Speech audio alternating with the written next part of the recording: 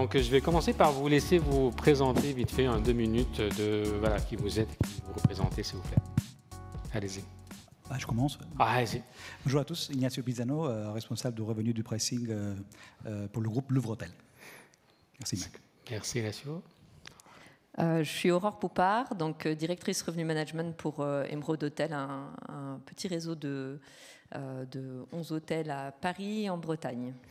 Merci, Aurore. Bonjour à tous, moi c'est Mélodie, je suis directrice de l'équipe Customer Success pour Duetto. Donc nous sommes un revenu management system qui est basé sur le cloud et nous proposons des solutions de yielding, de reporting, forecasting et cotation de groupe. Bonjour à tous, Merci. Moi c'est Clément Desnarier, je suis directeur des partenariats chez Oki ou Oaki en France. Oaki, c'est un système d'upsell, de vente additionnelle qui est extrêmement intégré à Muse et aussi à Duetto. Et nous, on vient tout droit des Pays-Bas. J'ai 2 collègues qui sont ici avec moi. Et on a décidé de vous apporter quelque chose aussi. Donc, dans vos petits sacs tote bag de souvenirs, vous allez trouver des stroopwafels. Ce sont des petites gaufrettes. Ça va très bien avec le café. On vient de prendre le dessert, donc peut-être gardez-les pour le café après. Merci. Merci Clément. Donc, on va attaquer ça. En fait, le sujet, comme je disais, c'est vraiment les opportunités, le RM dans le jargon hôtelier, Revenu Management. Et ce qu'on voulait aborder ce sujet-là aujourd'hui, c'est de l'aborder plus d'un angle un peu plus large, parce que je pense qu'aujourd'hui, on ne parle plus vraiment de RM en tant que gestion, chambre, ADR, etc. Je pense qu'on a passé ce stade-là, dans le sens que aujourd'hui, le défi du RM, c'est d'optimiser les revenus d'une ressource quelconque à votre hôtel. Donc, on parle d'optimiser les revenus sur les chambres, bien sûr, mais aussi les parkings, les salles, voilà, ça je parle au niveau des ressources, en plus des services additionnels qu'on va, donc, bien sûr, aborder tout ça. Donc, je vais vous laisser parler un petit peu sur cette nouvelle vision. Donc, comment vous vous positionnez dans tout ça, s'il vous plaît. Ignacio. Oui, donc si on parle de tout ce que le revenu management, le pricing et les disciplines peuvent faire pour le présent et pour l'avenir, on parle de culture.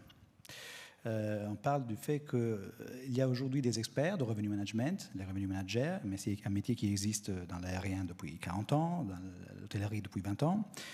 Et pour faire en sorte que cela puisse s'élargir au reste des équipes et à toute l'organisation, partons du but. Le but de l'organisation, c'est de créer de la valeur à court terme, donc dans nos bilans, et à long terme pour les investisseurs, les propriétaires, et surtout avoir des clients heureux qui reviennent. Il faut pour cela une culture de revenu management qui aille bien au-delà du département RM et pricing, donc chez les sales, le marketing, les opérations, customer care et tout ça. La technologie hôtelière, ça s'achète. Aujourd'hui, nous avons énormément de très bel exemple de technologie parmi nous. La culture ne s'achète pas, donc ça se crée au quotidien et c'est à la fois un effort minutieux et titanesque. Et donc ça se construit et c'est vraiment la création de la culture qui sert. Et j'ai toujours le souvenir de quelque chose qui m'a appris un manager français qui, lui, il l'a lu quelque part et il dit « Culture, it's strategy for breakfast ». Donc c'est vraiment fondamental. Merci Ignacio. Aurore. Pour compléter un petit peu justement ce sujet de la culture, donc je suis tout à fait d'accord, il y a vraiment une implication. On parlait d'implication ce matin, j'ai entendu ce mot plusieurs fois, il est vraiment important en tout cas pour nous chez Emeraude Hotels. On va vraiment essayer de faire participer tout le monde à cet effort de vente. On aime dire que nos réceptions sont des forces de vente. Donc on va créer des formations en conséquence pour ça. Évidemment pour vendre nos chambres, ça reste quand même notre revenu principal. Enfin nous c'est des boutiques hôtels, donc très peu de revenus annexes. Mais pour autant, pas seulement pour créer du revenu, mais pour créer de l'expérience et de la satisfaction client, on va vraiment inciter nos réceptions à aller vendre les services autres, puisque le client il arrive, il est là, il veut dépenser de l'argent pour se faire plaisir. Après je vous prends un exemple tout bête, mais on a des bars, bon, c'est pas des bars qui ont vocation à créer du chiffre d'affaires bar, mais vraiment juste à servir nos clients. Peut-être proposer une formation mini art de la table pour pouvoir les aider à bien vendre, puisqu'ils ne sont pas formés pour à la base, donc il faut les accompagner dans cette démarche-là. Le volet formation que tu veux vraiment apporter comme élément important dans cette culture-là, on va dire, de RM, de laquelle Agnès a parlé. Oui, et en plus, ça revient à ce qui a été dit ce matin, ça va être valorisant pour notre employé, puisqu'il va apprécier de le faire bien et de ne pas être là, je cherche un terme poli, mais je ne trouve pas, et d'être embêté face au client et de ne pas savoir comment bien vendre, et si on le met dans la difficulté, il n'aime pas le faire, donc soit il ne le fait pas, soit il le fait mais contraint, donc il ne reste pas aussi. Merci Aurore. Et oui, pour rebondir un petit peu sur ce qui a été dit là et ce matin, je pense que le sujet des revenus annexes est un sujet qui est très intéressant, qui est vraiment d'actualité. On l'a vu après le Covid, il y a vraiment eu un changement et les hôteliers maintenant pensent vraiment à comment est-ce que je peux optimiser mon chiffre d'affaires global, total, et non pas uniquement mon chiffre d'affaires hébergement. Et on en parlait justement au déjeuner, la technologie a un coût, mais je pense que c'est beaucoup plus coûteux de ne pas investir. Et vraiment, le fait de lier la technologie à la culture de l'hôtel ou de l'entreprise, c'est ce qui va vraiment aider les hôtels à avoir du succès aussi sur le long terme. Je pense qu'il est vraiment clé d'avoir une personne dans l'entreprise qui va aider justement à l'idée ce projet-là, qui va instaurer cette culture dans l'entreprise et qui va vraiment pouvoir être capable d'expliquer à son équipe pourquoi est-ce que la technologie est importante, qu'est-ce que la technologie peut apporter justement aux équipes et comment est-ce que vous pouvez optimiser votre chiffre d'affaires grâce à ça. Merci Mélanie. Et moi je vais aller jusque même dire qu'aujourd'hui de repenser les opportunités de revenus au-delà de la chambre, et en tout cas au-delà de la vente de la chambre, au-delà de la vente il y a la vente additionnelle, l'upsell, c'est clé pour une définition du concept en soi. C'est pas uniquement là pour faire du chiffre d'affaires en plus, mais c'est pour se différencier, c'est pour expliquer un concept à un client qui a réservé pour une raison et du coup qui souhaite avoir une expérience qui soit différente. Et je pense que de voir des revenus annexes uniquement comme des chances de revenus, c'est pas aller suffisamment loin. Il faut aller vraiment jusqu'au bout pour comprendre que ça fait partie de l'expérience. On en parlait ce matin. Ta définition de l'hôtellerie, Mac, c'est l'art de recevoir. Dans l'art de recevoir, on n'est pas sur une chambre avec un prix et on espère une jolie vue. C'est une expérience complète qui doit être complétée aussi grâce à, pas simplement, encore une fois, juste l'hébergement. Merci. Et je pense, pour rebondir sur ça, Clément, au niveau de l'expérience, selon moi, et ce qu'on voit aussi, donc nous on le voit énormément avec les casinos, tout ce qui est personnalisation. La personnalisation, dans le futur, va aider à vraiment fidéliser les clients. Et je pense que pouvoir justement offrir cette offre annexe en plus de la chambre est vraiment ce qui va aider à personnaliser cette expérience et à fidéliser les clients dans le futur, au-delà d'avoir simplement des systèmes de loyalty que les hôtels ont actuellement. Donc tu veux dire dans ce sens-là, si on veut vraiment aller pousser le raisonnement, c'est le RM ou le système, le RMS, essaie de mieux connaître le client dans ses habitudes, etc., en capturant les habitudes de consommation et de revenir après ça avec des automatismes de propositions, de suggestions sur les revenus. C'est ça, hein? Oui, tout à fait. Et donc c'est vraiment, le RMS va aider les hôteliers à segmenter et à comprendre quels sont leurs segments de marché, quels sont leurs clients. Et c'est vraiment un outil qui va les aider à comprendre quels sont les clients du coup qui me rapportent le plus. Donc quels sont les segments de marché qui vont être coûteux pour mon hôtel, mais quels sont également les segments de marché qui vont me rapporter le plus au niveau du CA hébergement, mais également au niveau d'un CA total. Voilà. Ben, en fait, si je vais juste ramener le sujet de RM à la thématique de la journée, qui est vraiment valorisée dans les collaborateurs. Donc, il y a le côté humain derrière tout ça. Donc, je pense que le RMS est victime un petit peu comme toutes les technologies de dire oui, mais moi, voilà, le RM, je suis plus là. Je faisais avant, moi, je suis un ancien RM aussi. Donc, les fichiers Excel, etc., les projections de forecast, etc., et puis une suggestion de prix et de suggestions de vente, si on veut. Là, maintenant, avec l'automatisme, etc., donc, comment que vous voyez ça, que l'humain est toujours là quand même, ou on va s'en passer? Alors, on ne va jamais s'en passer de l'humain, heureusement, je pense. On va avoir besoin, et ça sera un besoin indispensable, de la machine et de l'automatisation. Souvent aujourd'hui, et de plus en plus, on parle des streams de revenus additionnels.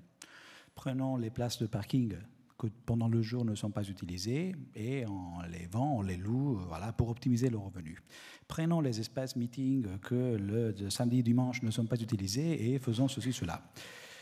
Derrière, la vraie vie quotidienne d'une entreprise, c'est d'avoir des ressources limitées qu'il faut optimiser.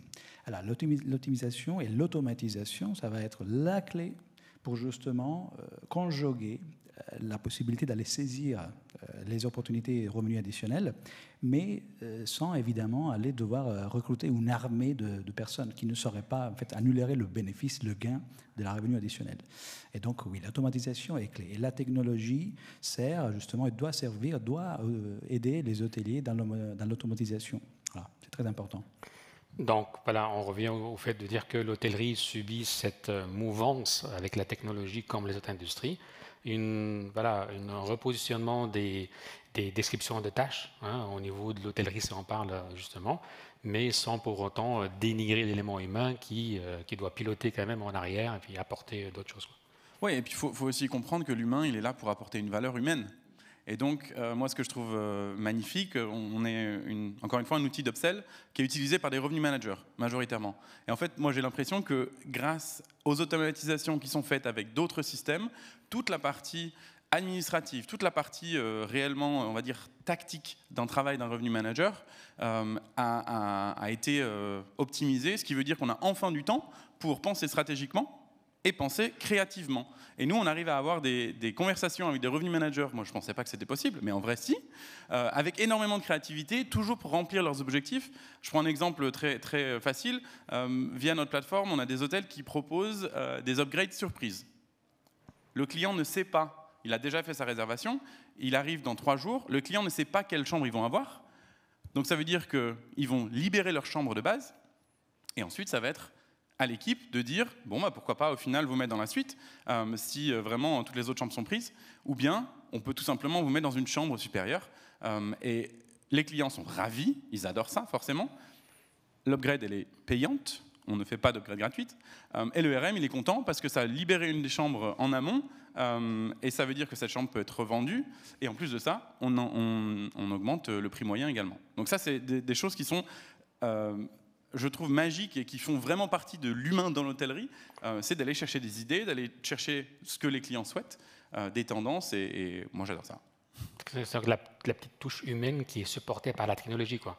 On parlait tout à l'heure de la différenciation, que tout le monde, on essaie tous de se différencier avec l'offre hôtelière. Voilà. Donc on a nos voisins qui offrent quasiment la chambre, etc.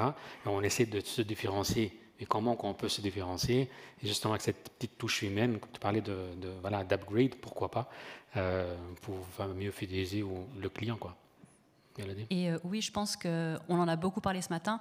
Et Mathieu de Mercure avait un exemple qui était vraiment exceptionnel, qui m'a rappelé mon début dans l'hôtellerie. Je pense que la technologie, les algorithmes et l'intelligence artificielle n'est pas là pour remplacer l'humain. Je pense que les systèmes et la technologie sont là pour aider les humains, pour les valoriser. Et moi, en tant que revenu manager, c'est vrai qu'un système de RMS ou n'importe quel autre système est là vraiment pour m'aider à me focaliser, à me concentrer sur ce qui compte pour moi.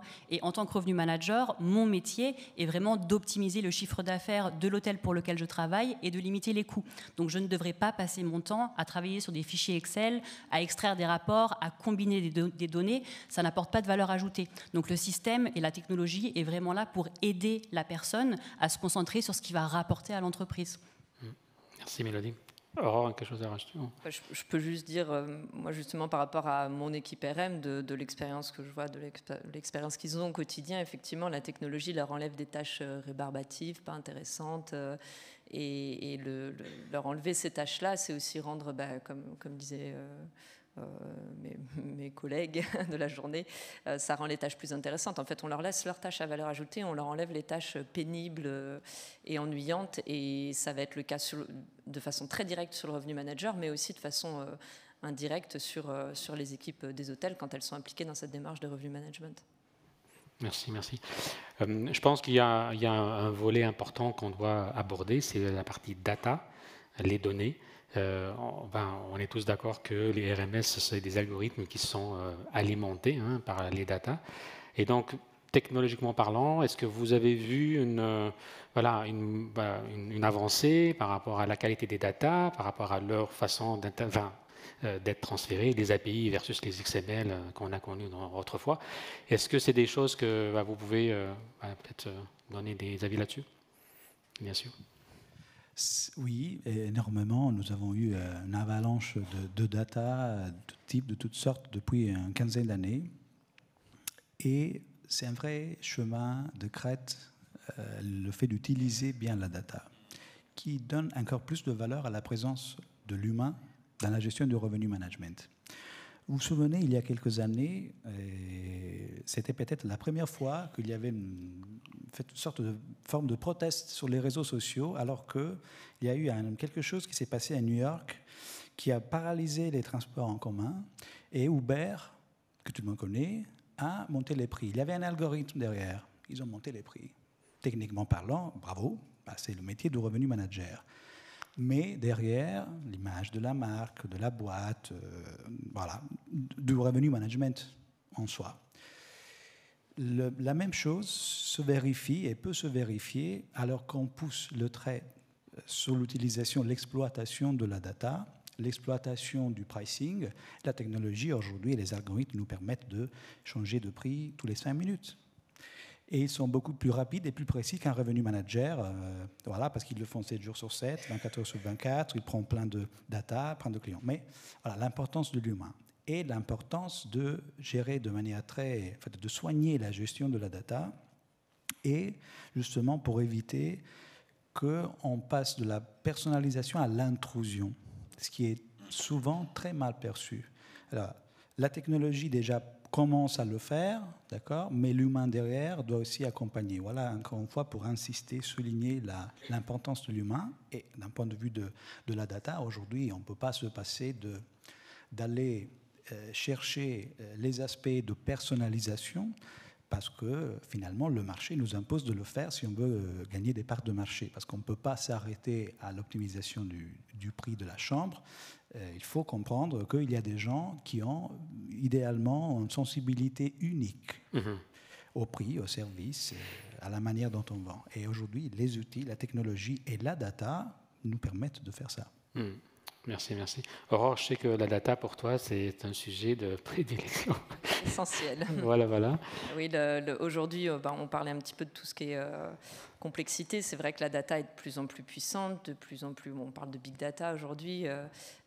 Pour un petit réseau d'hôtels comme celui que je représente, ou même pour un indépendant, c'est des très gros mots. Il faut réussir à les travailler.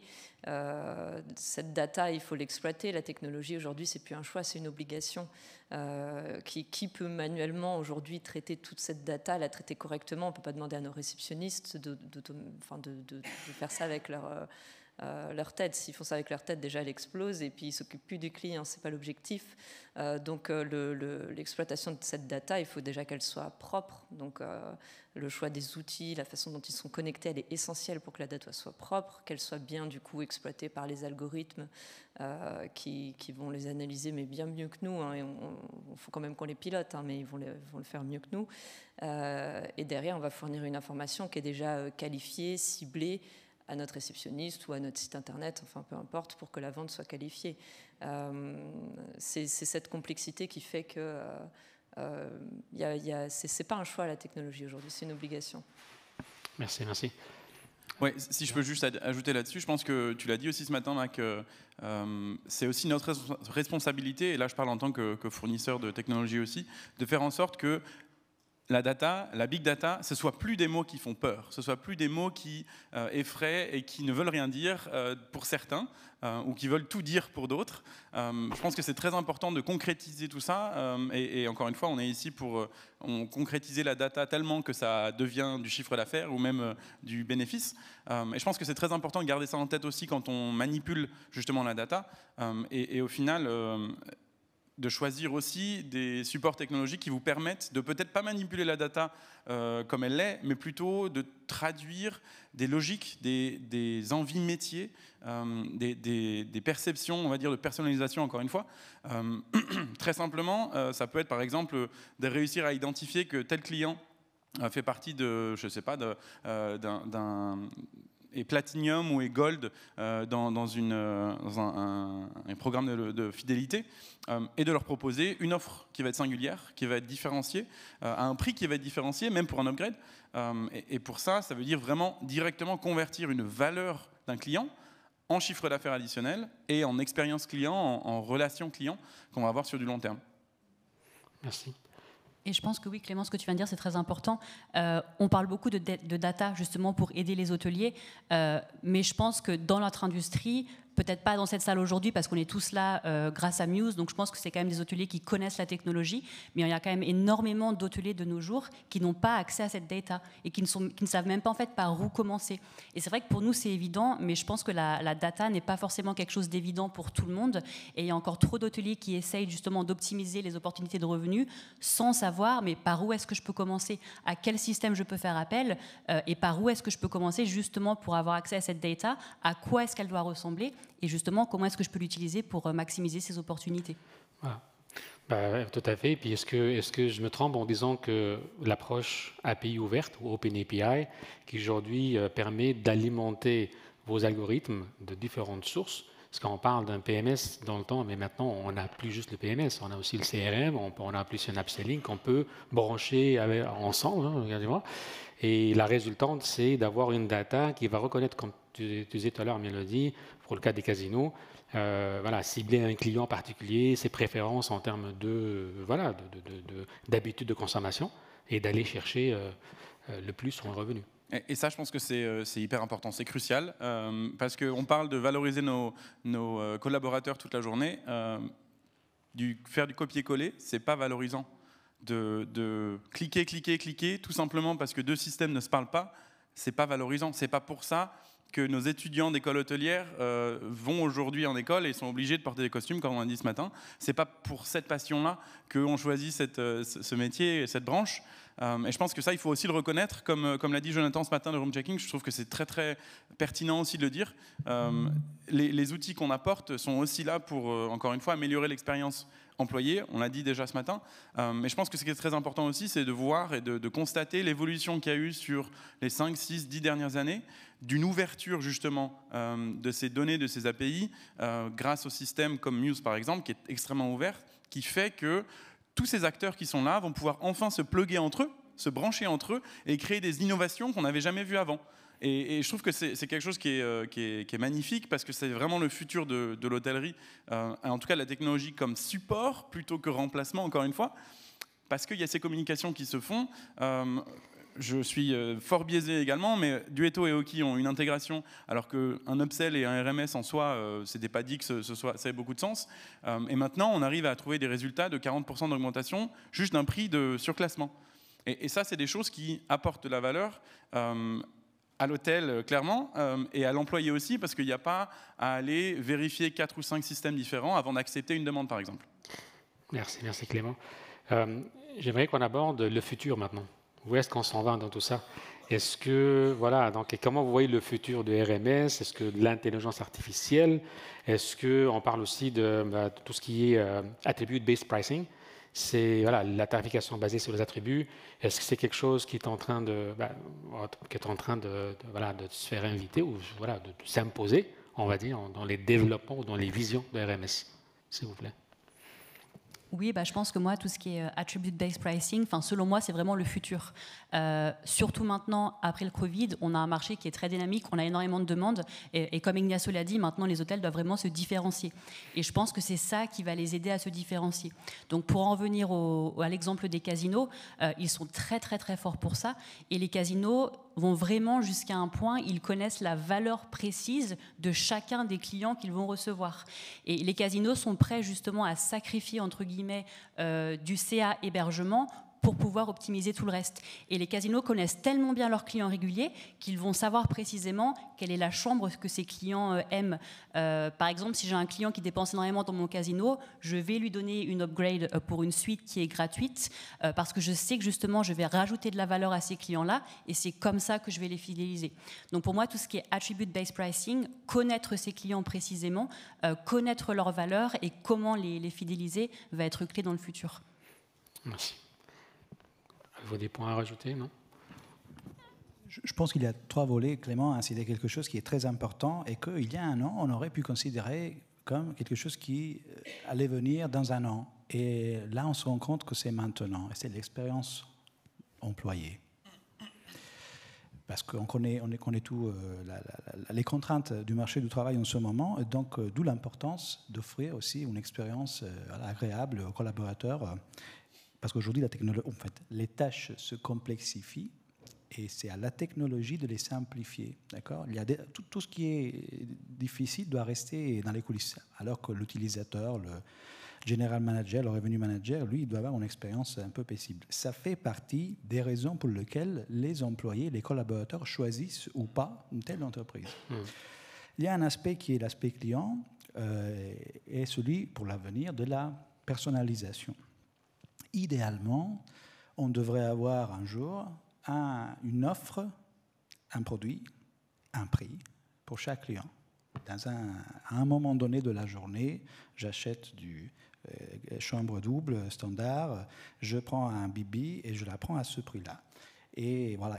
Et vraiment, celui qui vient après moi ou avant moi, il aura un prix, une offre, un produit personnalisé, ou le plus adapté que la technologie nous permettra de lui offrir, de lui proposer.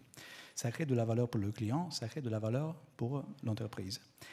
Et aussi, et ça c'est vraiment plutôt côté entreprise uniquement, c'est de pouvoir gérer de manière holistique, j'utilise ce mot terrible, mais finalement c'est le vrai sens, parce que le revenu management et le revenu en soi, c'est bien, mais après derrière, on a les coûts de distribution, mais après derrière, on a les coûts de la technologie, après derrière, on a les coûts de l'organisation, parce qu'on les paye. Ouais. Donc finalement, est-ce que, bon, pour la faire courte, c'est important qu'à un moment, on puisse avoir une vision qui nous dise, oui, c'est ça qui me donne, qui crée le plus de valeur pour l'entreprise, pour les investisseurs, pour les propriétaires, et ne pas s'arrêter au CA, chiffre d'affaires de la journée, ou au prix moyen, au RevPAR, total RevPAR, la bottom line, mais voilà, vraiment de voir un peu tout à long terme. D'ailleurs, le mot Revenue Management System, je pense qu'il y a le côté cost, le coût, qui est dans le RMS, mais il est un peu oublié. Je pense, est-ce que vous avez des choses à rajouter là-dessus? Je pense que... Oui. Moi, je suis très confrontée à ça et je rebondis effectivement sur ce que dit Ignacio, où effectivement la variable du coût est importante, puisque toutes les technologies vont vanter à raison un gain de revenus. Donc, par exemple, voilà, du surclassement, évidemment, du surclassement fait gagner du revenu. Ça peut être toutes sortes. Un RMS va faire gagner du revenu, un CRM va faire gagner du revenu. Un bon PMS va faire gagner du revenu, tout ça cumulé. Et là, j'ai dit qu'une infime partie des technologies hôtelières qui peuvent exister, évidemment, tout cumulé. Un hôtelier, s'il prend vraiment tout, bon, ça commence à être compliqué d'avoir un ROI sur un retour sur investissement, sur chaque élément. Donc, il y a un arbitrage à faire. Et l'arbitrage, il est indispensable. Le revenu manager, il est convaincu qu'il lui faut des outils. Il faut qu'ensuite, il aille convaincre les propriétaires, les investisseurs, les directeurs généraux. Enfin, voilà, il y a quand même des arguments à sortir. L'estimation de ces retours sur investissement, pour ma part, et c'est mon avis très personnel, je les trouve toujours un peu compliquées. Hein. On nous dit un RMS fait gagner 10%. Très bien. Comment on calcule ça aujourd'hui? Moi, je ne sais pas comment on le calcule. Un CRM, ça fait gagner X%. Bon, voilà. Bon, si on cumule tout, on ferait plus 300% de chiffre d'affaires. Ça serait très, très ambitieux. Ça serait super. Hein, on adorerait. Mais voilà. Enfin, tout ça pour dire que l'estimation de ce que ça fait gagner, je pense qu'on ne la connaît pas, qu'on ne peut pas la calculer. Par contre, ce qui est certain, c'est que l'estimation de ce que ça fait perdre si on ne va pas dans ces technologies, voilà, on va dire allez, 10% si on met un bon revenu manager, 10% de plus avec un RMS. Par contre, si on met pas de technologie, un revenu manager qui en fait pour moi, ne servira à rien s'il n'y a pas de technologie, puisqu'il va faire que loader des prix. Enfin, ça va être terrible son travail. Là, la perte, elle est peut-être de 10, 20, 30%. Donc, en fait, le gap, il est infini entre ce qu'on va peut-être perdre en ne faisant rien, ce qu'on va gagner en faisant des choses. Ça reste un arbitrage. Donc, il faut vraiment bien choisir ces technologies. Pourquoi on les choisit? Est-ce que dans notre modèle de produits avec nos équipes, c'est plus celle-ci ou celle-ci qui est utile? C'est très important. Il faut choisir. C'est un arbitrage à faire, quoi. Oui. Clément, tu voulais... Moi, je reviens sur le sujet attribute-based selling. Vous imaginez bien que c'est un sujet qui me passionne. Mais je pense qu'il faut faire attention aussi, parce qu'on a très vite la tendance aussi à juste imaginer des attributs d'eux-mêmes. Et donc, pour ceux qui ne savent pas, c'est en gros, on va aller vendre un espace et ensuite on va rajouter une vue, on va rajouter un type de chambre ou un type de lit, pardon. On va aller rajouter une baignoire. Et dans ces cas-là, tout ça, ça crée la chambre 515 qui est unique.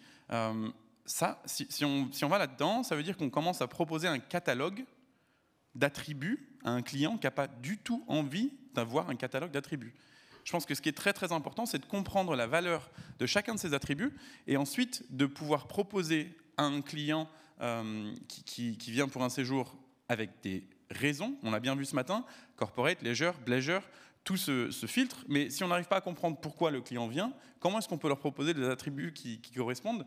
Ça, c'est des choses qui sont très très importantes à faire. Et ne pas s'arrêter uniquement sur cette liste physique d'attributs.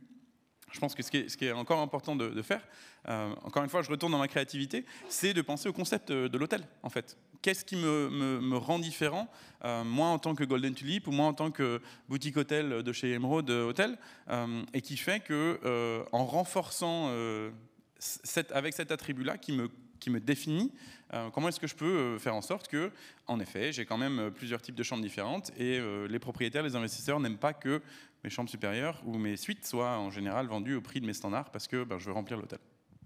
Merci. Et je pense que, pour rebondir, Clément, maintenant, par exemple, si on réserve une chambre sur un site hôtelier, on va nous proposer la chambre. Donc, vous allez choisir une chambre, vous allez choisir un tarif, et ensuite, on va vous proposer de rajouter potentiellement une upgrade, des petits déjeuners, un dîner, un déjeuner, etc. Je pense que le futur, et les CRM sont très forts pour ça, le futur va vraiment aider les hôteliers, grâce au CRM, à comprendre encore une fois qu'est-ce que chaque client aime. Et je pense que pour les hôteliers, le futur sera vraiment de personnaliser cette offre-là également sur les sites, ou si quelqu'un les appelle en disant, bon ben voilà, je sais que monsieur X aime bien cette chambre-là, donc je vais lui proposer cette chambre-là. Ou je sais que par exemple, il va au bar tous les soirs lorsqu'il est dans mon hôtel, il boit un verre de vin rouge du Pic Saint-Loup, justement, mon bartender va avoir cette donnée-là qui va être accessible et il va pouvoir lui proposer un verre de Pic Saint-Loup dès qu'il arrive au bar. Parfait, merci. Alors, je vois que le temps coule, hein, donc je ne sais pas si on a des questions. Sinon, on va vous passer le micro si vous voulez. Il n'y a pas de questions? Non? OK. Ah, une question ici. Koen, peux-tu passer, s'il te plaît, un micro?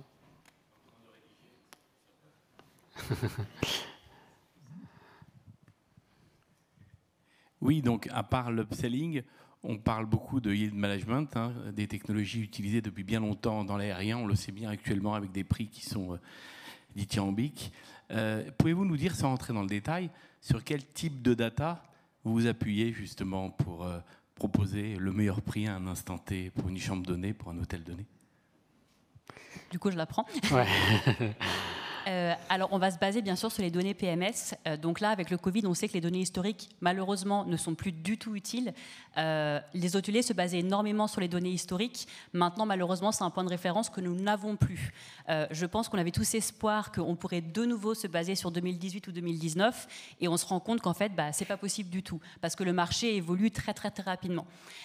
Donc, on va également se baser sur des données futures, comme par exemple des données comme Google Analytics, ou des données qui proviennent du site internet des hôteliers, pour pouvoir leur permettre de voir dans le futur quels sont les clients qui essayent de me réserver actuellement.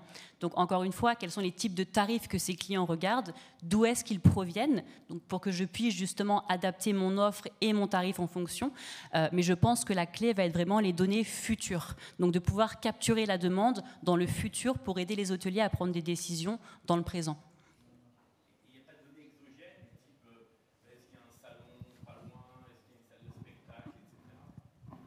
Si. Donc ça, c'est quelque chose, la veille concurrentielle, quand vous regardez les événements, je ne sais même pas comment on dit ça en Event français. Management System. Oui. Donc oui, ça, ce sont vraiment des choses clés que les hôteliers vont également monitorer, tout à fait. Merci. D'autres questions? On a une question ici. Cool. Merci.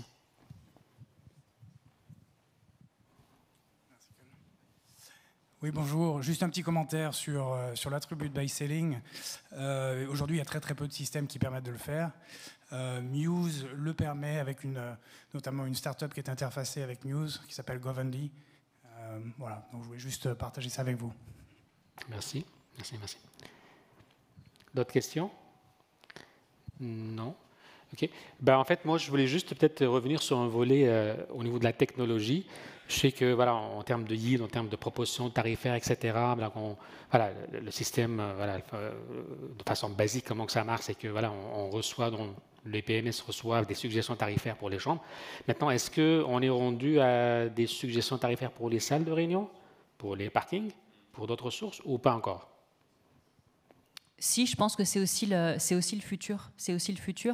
Je pense que très peu d'hôteliers le font actuellement, mais je pense que c'est quelque chose qui va venir très rapidement. Et là, les algorithmes vont également vous aider justement à optimiser vos tarifs pour tout ce qui est CA annexe. Encore une fois, vous allez comprendre les segments de marché, la saisonnalité et quand est-ce que je peux optimiser justement ces chiffres d'affaires annexes. Donc c'est dans le futur, c'est quelque chose qui se... Ça commence, mais je pense que c'est quelque chose dont les gens parlent encore énormément, mais qui n'est pas encore tout à fait en place. Et je pense que l'optimisation des CA annexes est justement liée, et on a vraiment besoin d'un système de technologie, une architecture de système qui soit là aussi pour aider les hôteliers à faire ça. Parfait. Merci. Si je peux rebondir dessus, je pense que c'est dans le futur, si on veut l'avoir de façon aussi optimisée, parfaitement automatisée, comme on le voit aujourd'hui pour les chambres. Mais on peut aussi commencer, juste, et pas forcément attendre que le monde parfait soit là. Et nous, on a des hôtels qui travaillent comme ça aujourd'hui. Donc ça veut dire qu'en gros, il y a un prix différent sur le petit déjeuner, sur le parking, selon le taux d'occupation, selon le forecast de l'hôtel sur un jour donné, sur une période donnée, une saison donnée. Alors bien entendu, et ça, il faut faire très attention, l'acceptation de la part du client d'un yield sur un petit-déj ou un parking n'est pas du tout la même que sur une chambre. Donc, faut être malin, c'est la façon de le présenter. Encore une fois, l'attribut base selling, c'est la même chose, c'est la présentation au client. Donc, ça va être, nous, nos recommandations, c'est toujours de partir d'un prix qui est le prix rack. Donc, le prix est toujours l'affiché. Par contre, sur des périodes où, par exemple, le taux de captage de petit déjeuner est plus bas que prévu, là, oui, on va donner un petit pourcentage de réduction de 10, 15, 20, des fois 50%. Parce qu'on a des coûts de toute façon, le buffet il sera là, donc autant yielder et en profiter. Merci. Une question ici, une dernière question. Et je sais que le temps, on n'en a plus, mais on va prendre... Allez-y. Non, c'est juste, du coup, pour reprendre, en effet, c'est la façon de valoriser les upsells par rapport, vis-à-vis de notre clientèle. Comment on fait accepter ça à des gens en réception, une personnalisation, parce que ça passe par là, c'est eux qui sont les premiers leviers de communication. Comment, voilà, pour les opérationnels, comment on voit nos équipes et on leur transmet que l'upsell est important et que c'est pas qu'on ne vend pas juste des chambres avec un petit déj. Je me permets de répondre parce que justement c'est au cœur de ce dont je parlais tout à l'heure, les formations force de vente qu'on va développer. On va vraiment apprendre à chaque réceptionniste, même au night, la valeur de la chambre, de la catégorie, du service, du package même, si c'est des offres déjà composées. On va pas juste lui dire vends la chambre sup, elle a 2 mètres carrés de plus.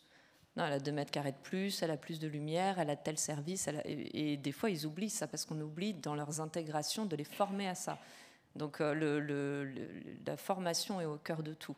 Si on les a bien formés et si déjà on a bien découpé nos catégories de chambres, et ça c'est le boulot du revenu manager, notre discours va être crédible et on va le donner au réceptionniste et il va être crédible lui face au client. Merci.